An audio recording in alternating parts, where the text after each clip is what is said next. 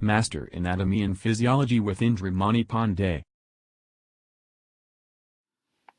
Welcome back, guys. In today's lecture, we're going to focus on achondroplasia, which is a disease related with cartilage. We're going to talk about this in greater detail as we mentioned in last lecture, right? So what is achondroplasia? As you can see, the word, right, the phrasing, let's say, the A is basically means without, okay? It means without, and the chondro it basically means cartilage, right? Chondro is cartilage, and the plasia part here is called growth. Okay, so what does that mean? In the case of achondroplasia, what happens is the cartilage fails to proliferate. So cartilage will fail to proliferate. Okay, what also may happen is the epiphyseal plate of long bones near the joints are particularly affected. So there is effect on long bones near the epiphyseal plate. Okay, so that's what happens in the achondroplasia. It is commonly known as dwarfism, which is basically means small sized people, right? Usually their height and the weight varies depending upon the gender. Okay, usually if you're talking about height, the average height of 131 centimeter in the case of in the case of men, let's say, or male, right? And the height in the case of female is 124 centimeter in the case of female. But what about the weight? The average weight for the male is about 55 kg. This is for male, and average weight for woman is 46 kg, I hope, for the female. And remember that this is just the average, okay? And this may not apply to all people who has this condition called achondroplasia, but this is a rough estimation, let's say, okay? Now, another thing we need to understand is this achondroplasia is an autosomal dominant autosomal dominant genetic condition. This is an autosomal dominant genetic condition. What does that mean? Is it's not gonna skip any generation. Okay, if your father or mother has, sorry, my bad, just a miswritten here, right? All right, so it's not gonna skip any generation, right? So every generation gonna have this sort of problem, and remember that there is at least 50% chance of affected individual. What does that mean? Is 50% chance of passing the mutated gene to each child. Okay, that's the characteristic of autosomal dominant disease, which we're not going to focus in greater detail what is autosomal dominant is, but the idea is the achondroplasia never skips any generation. Okay, now another thing I want to mention here is, as you can see here, right, this looks like a chromosome, right, and it is a chromosome number 4. So the achondroplasia is a disorder or the condition that is concerned with this chromosome 4.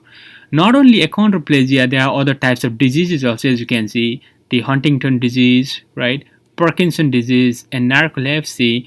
These diseases also are the mutation that happens in the chromosome 4, right?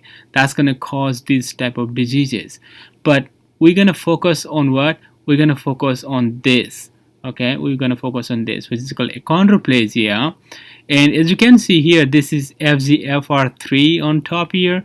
What is that? So this FGFR3 mutation gonna lead to this condition called achondroplasia. So this FGFR3 is a receptor, which F means fibroblast. Okay, this is a fibroblast. G is growth. Okay, and F is factor. Okay, R is receptor, and 3. Okay, there are FGFR3, there are other versions of FGFR also. So achondroplasia is specifically, for the FGFR3. Okay, now if you look the gene of that FGFR3 gene, let's say, what you see is there are a bunch of coding regions and non-coding regions. As you know, coding regions also called exon, right? And the non-coding region called intron, like this, right? Let's say this is non-coding intron. So there are coding region and encoding region, and it is 15 kb long nucleotide sequence. You can see out of them, which exons, there are I think there are about 19, I think, I'm not sure on that, but 19 exons, and there are 18 introns in this FGFR3 gene. Okay, and out of these 19 exons, the exon number 10 mutation are gonna lead to this condition called achondroplasia, which we're gonna focus greater detail in a few moments in what type of change also. Okay, so that's important. So now this FGFR3, this gene, right, basically has a greater role. It actually regulates cartilage and long bone development, including chondrocyte proliferation and the cartilage matrix calcification. So it has that type of normal role, right? But what happens if you have a mutation on this FGFR3 gene? Let's look at that. So if you have a FGFR3 mutation or some sort of disorder causes that mutation, what might happen is there will be a decreased endochondral ossification. So that ossification will decrease, right? And there will be a condition called decreased cellular hypertrophy.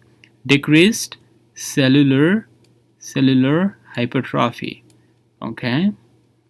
Apart from that, there will be another condition can happen, which is decreased cartilage matrix production. Okay, matrix production. Another effect can be effect on bone formation.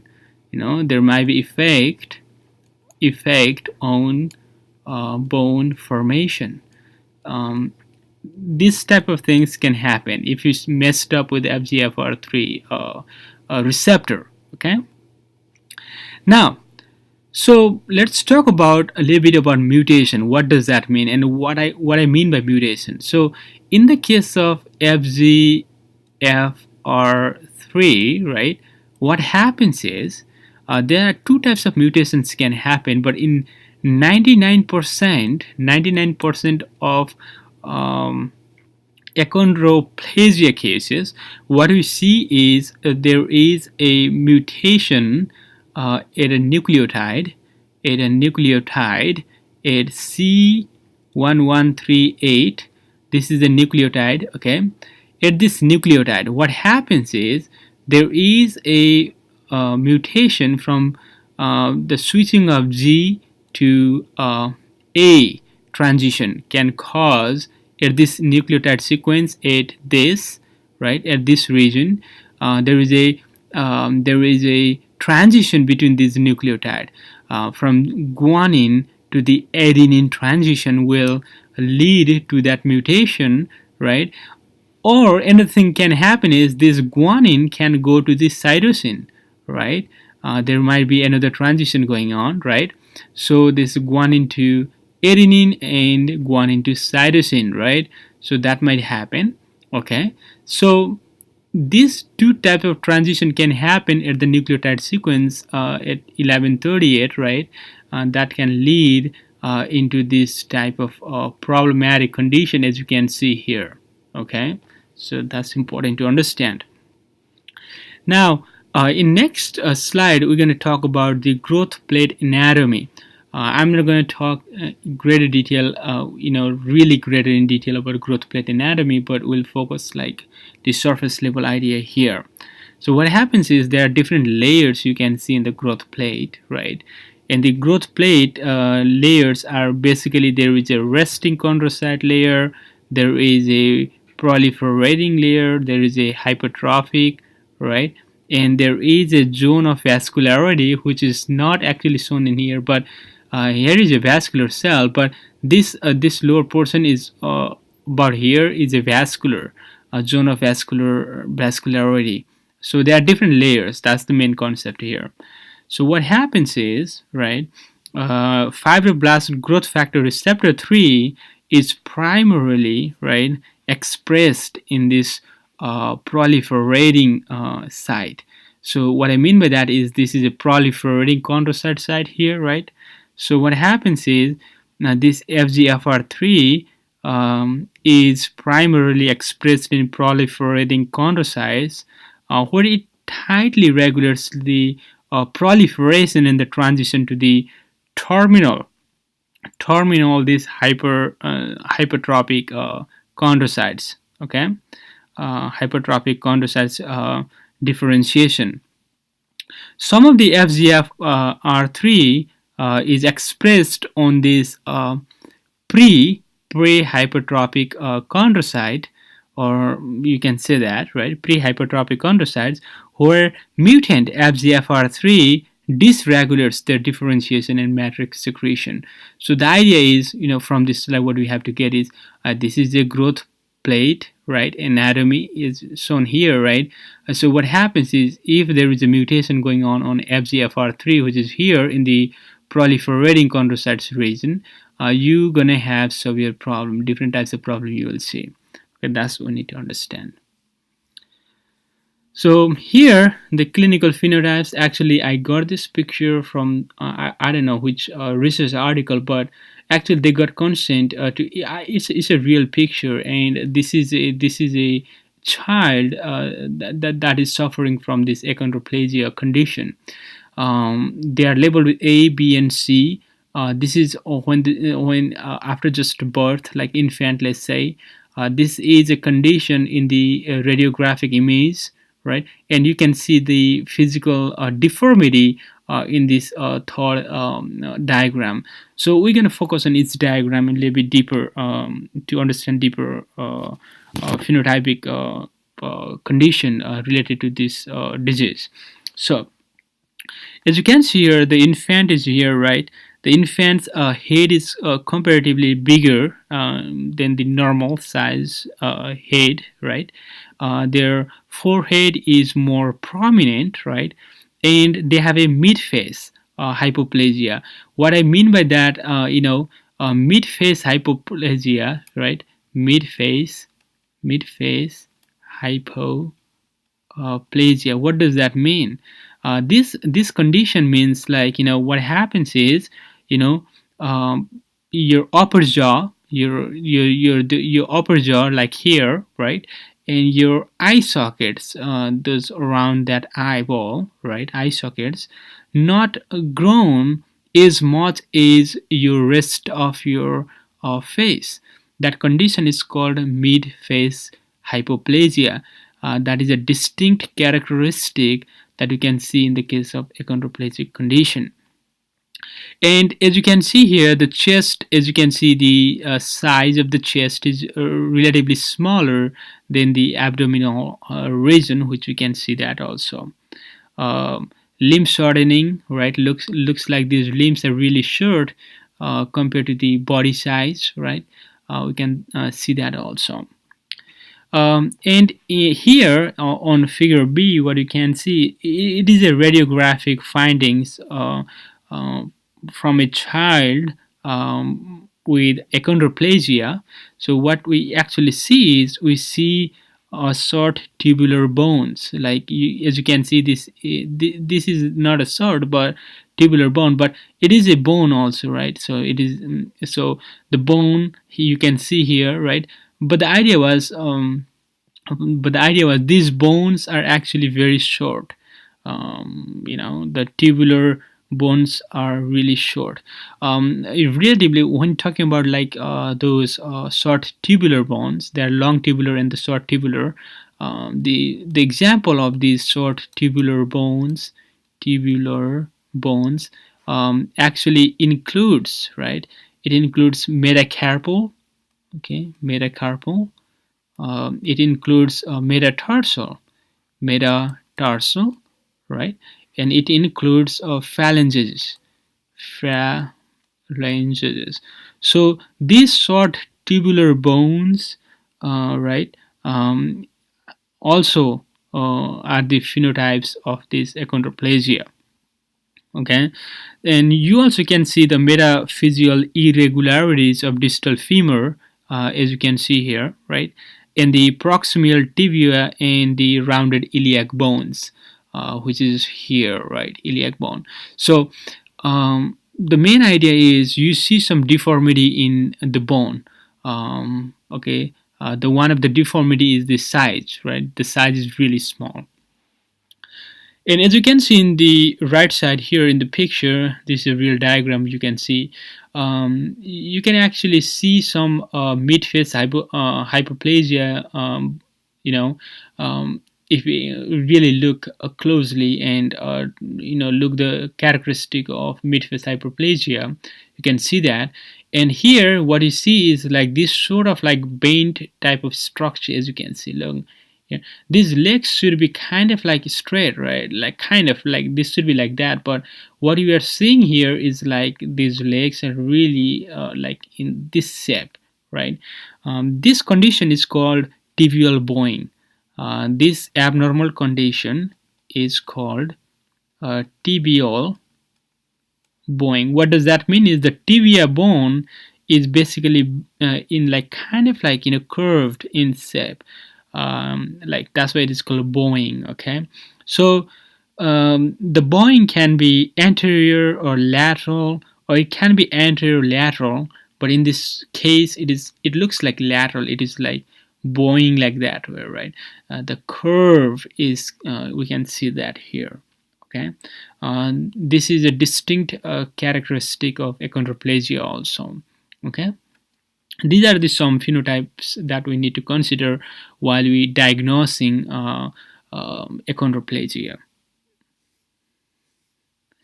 Okay, so as you can see here, this is a receptor we're talking about, the mutation going on this receptor. So what is the general idea? What we're looking here is the mutation on the FGFR3 going to cause two pathways to start. One is called STAT1 and another is called MAPK pathway.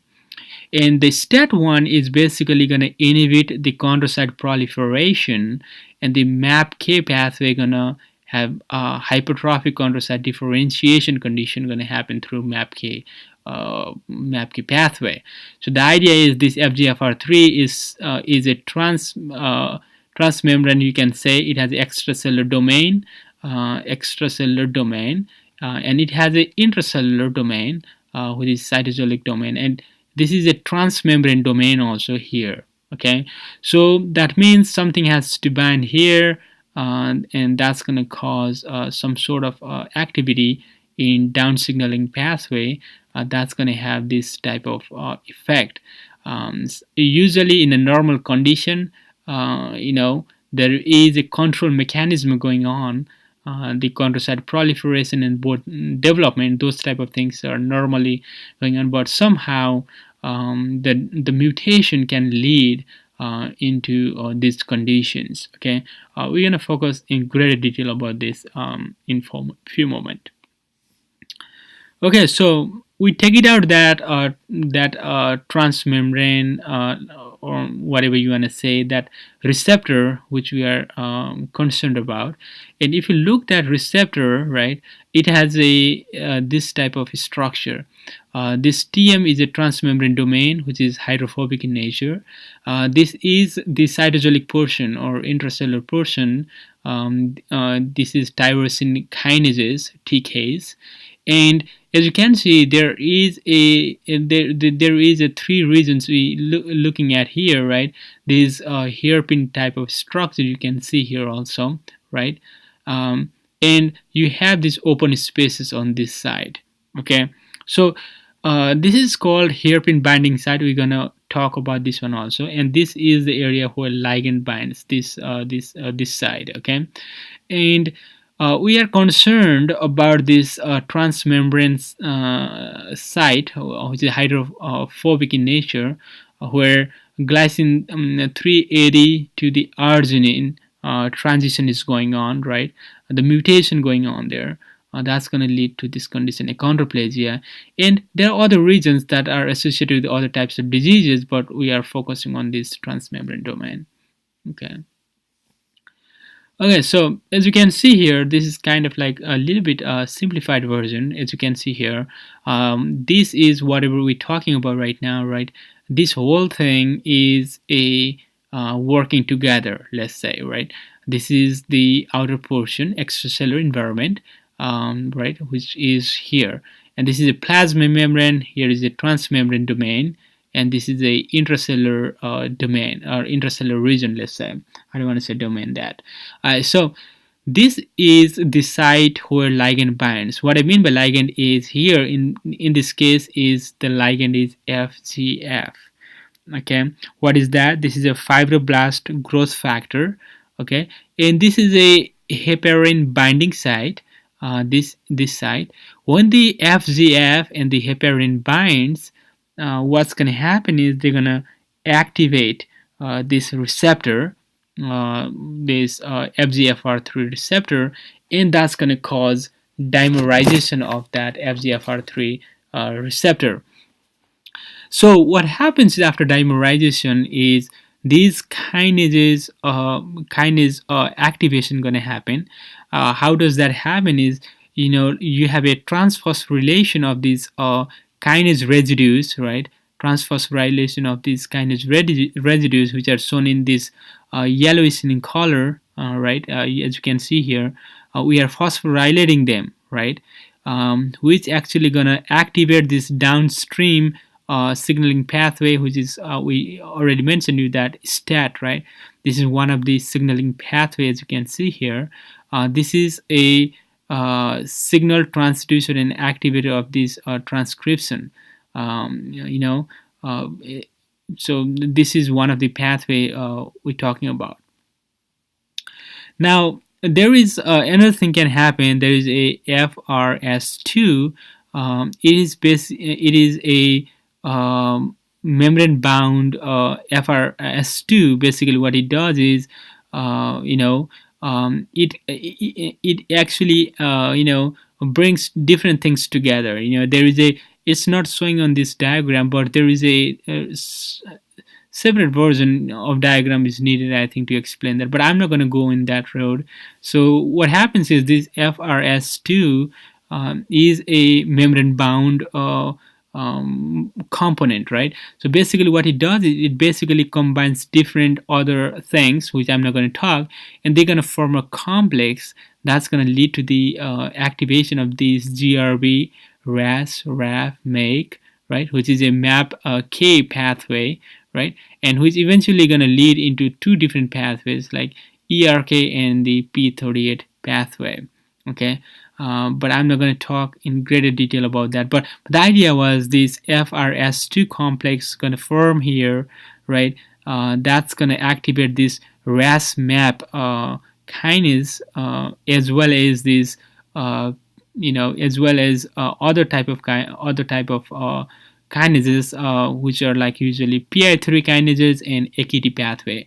But I'm not going to go on there. So the idea was there is a ligand binding sort of activity going on, and the heparin binding site, they bind activates this FGFR3, and dimerization will occur. Dimerization of this FGFR3, and there is some sort of like complex can happen here with the FRS2, which can lead to the MAPK pathway, or another version of pathway which is STAT can happen from here also.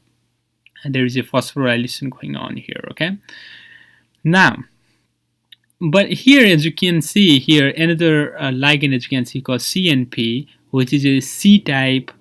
This is a C type. I'm going to write down that so you're not going to forget that, right? This is called C type natriuretic peptide. This is a C type natriuretic peptide. Okay. So this C type natriuretic peptide, which is abbreviated as CNP, binding to this called a natriuretic peptide receptor B, gonna induce the generation of the second messenger CGMP, as you can see here, right? It's gonna lead to the generation of the second messenger, which eventually going to activate this PKG, and the PKG has the negative effect, which is the inhibitory effect to the RAF. Especially it should be RAF1, but it's fine. It's actually gonna attenuate, this gonna lead to the attenuation of this MAPK pathway through this RAF1. From this thing, what I want you to know is like get the general idea that ligand binding happens, dimerization happens, and there are different pathways can happen that can ultimately lead to the severe conditions that we are talking about. Okay. So there has been research going on the topic of achondroplasia, and people came up with different ideas to treat this disease. They are trying different ways. As you can see, this is a therapeutic intervention. What they can do is, in the case of, let's start with here, number one. So we can use like chemical inhibitors basically, and we can reduce the fibroblast growth factor receptor 3 tyrosine kinase activity. So basically we can use some chemicals to reduce the activity of this receptor. One thing that we can do, right? Another thing we can do is called by using antibodies to block the activation of this receptor in the number 2. Okay, we can use antibody to block the activation. In number 3, which is naturally going on, let's say, right, CNP binding causing that inhibitory effect to the RAF, right, what's going to lead to the attenuation of MAPK pathway through this RAF1. Okay, that we can do. In number 4, by using RNA interference, or we can say that RNA, as you can see, RNAi, which is a RNA interference. So the RNAi is, known for regulating those and regulating the expression of protein coding genes. Okay, so RNAi we usually use to regulate expression of the protein coding genes and to block gene expression. So here what we are using is this RNAi.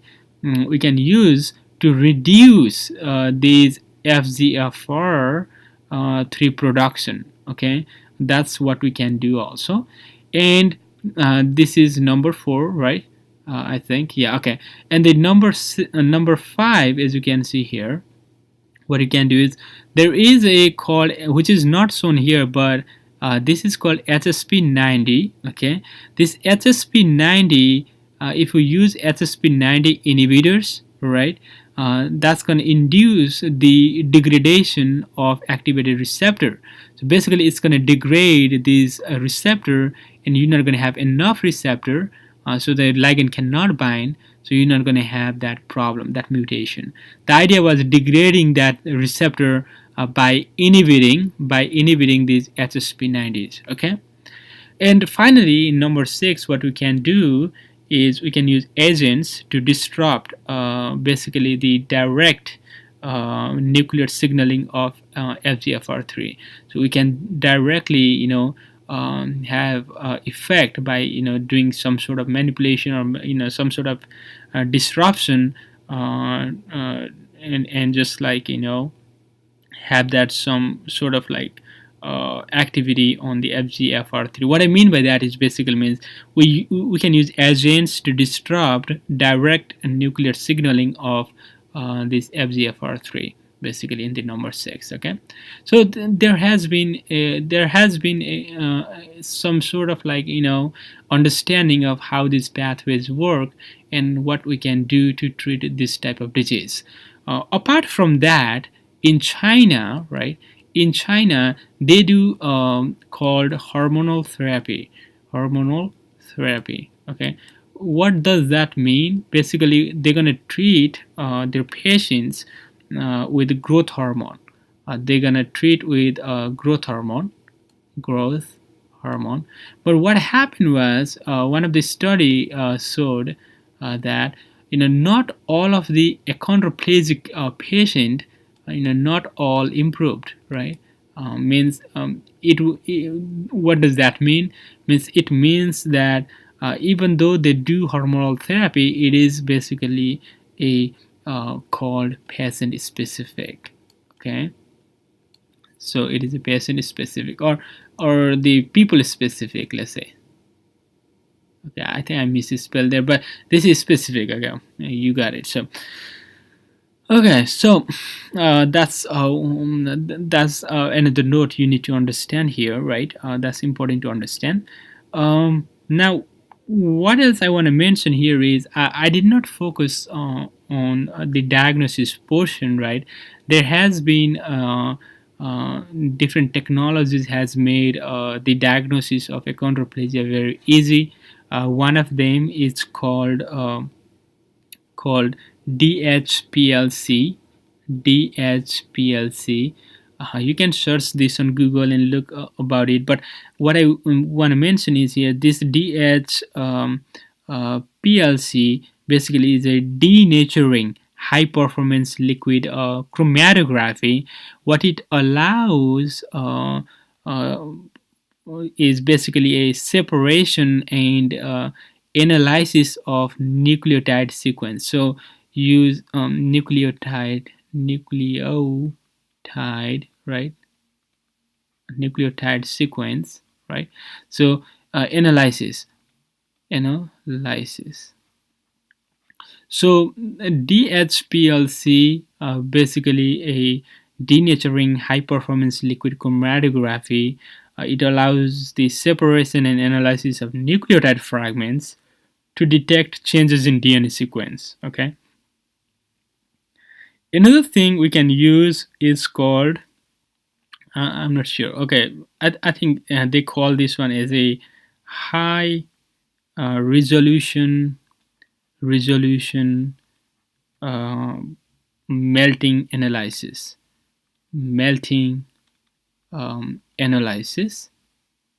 Okay, so high melting analysis. It is very new technology, right? It is rapid and it is very inexpensive. And what it allows is it allows the molecular detection. It allows the molecular detection, right? Molecular detection of this FGFR3 mutation. These are the two main one, right? And they use this for the diagnosis purpose for this this achondroplasia condition. Yeah, so this is all about it. And in next lecture we can talk about bone. Then we'll talk about the histological feature, let's say, right? We're going to go through that. And we can talk about some bone disorders also in future lecture. Thank you for watching. See you. Bye-bye. Please subscribe to see more videos regarding anatomy and physiology.